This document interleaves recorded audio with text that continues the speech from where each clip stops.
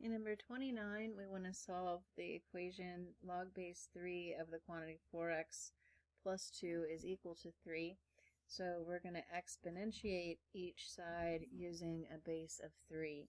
And that brings down the argument of the log 4x plus 2, and that's equal to 3 cubed, which is 27. That's linear, so we'll subtract 2 from both sides and then divide through by 4 to get x by itself, and x is equal to 25/4.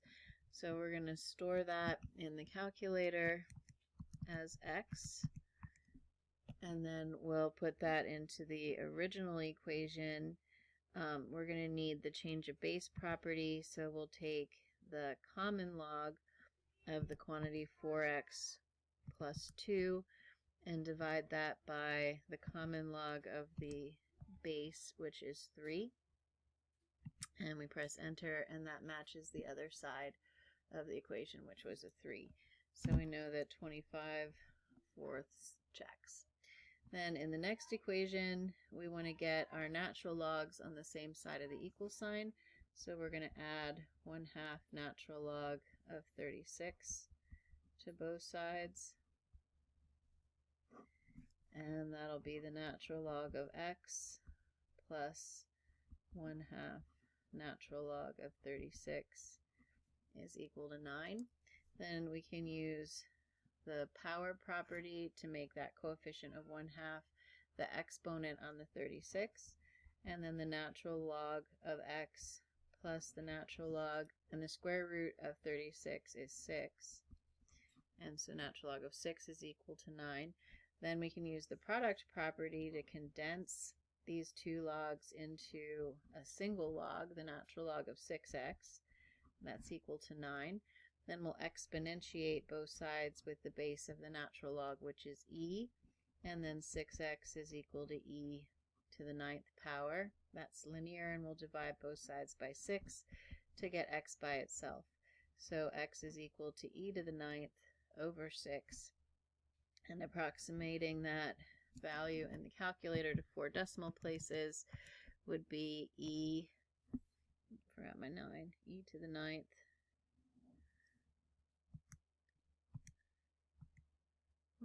e, there we go, to the 9th over 6. We'll store that as x, and that rounds to 1350.5140.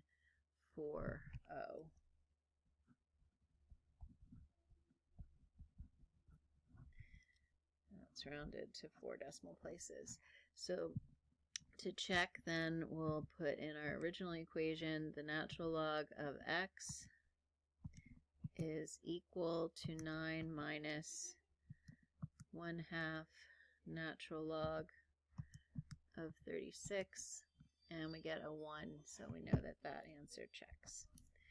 Okay, then in number 31, we are going to condense our logs, so we'll need to get the log base 2 of the quantity x minus 2 on the other side. Log base 2 of the quantity x minus 2, and that'll be a log base 2 of x plus a log base 2 of the quantity x minus 2 is equal to, and then we'll add over this negative log base 5 of 125 to the other side. So on the left, using the product property, we can condense into a single log, so log base 2 of x times the quantity x minus 2, and on the other side, the log base 5 of 125 is 3. So now we can exponentiate both sides with the base of 2, and that'll bring down the argument of the log, and when we distribute, that's x squared minus 2x, and that's equal to the right, which is 2 to the 3rd power, which is 8. That's quadratic, so we're going to set it equal to 0, and then we're looking for factors of -8 that add to equal -2, which are -4 and +2. So x minus 4 times the quantity x plus 2 equals 0. Then using the zero product property, x equals 4 is a solution, and x equals -2 is a solution.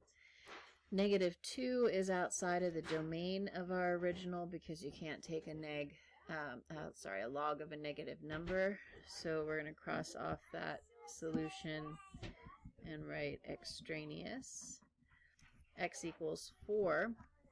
We can check by storing 4 for the x, and then we have a log of x divided by a log of 2 with the change of base property. That's minus log of 125 divided by log of 5. There we go. And then our equal sign, and negative log of the quantity x minus 2 divided by the log of 2. And we press enter. There we go, and we get a 1, so we see that that checks. So x equals 4 is a solution, but x equals -2 is extraneous.